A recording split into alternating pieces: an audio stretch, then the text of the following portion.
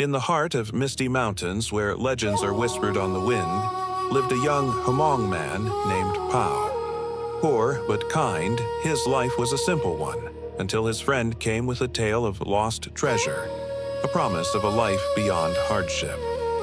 Lured by the glimmer of hope, Pao joined the perilous quest. They journeyed for days, through dense whispering forests and over treacherous cliffs, until the mouth of an ancient cave loomed before them. Inside, darkness gave way to danger.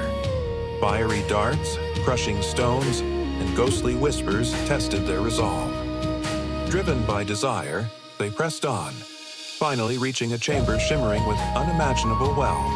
But as they reached for the gold, a stone guardian awakened, its voice like grinding rock, demanding a heavy price, a life for a life. In that moment, friendship shattered. Betrayal ignited, and chaos consumed them all, leaving only Pao, bruised and trembling to crawl back into the dawn, clutching a few small diamonds. He had learned a bitter truth. Greed always takes more than it gives.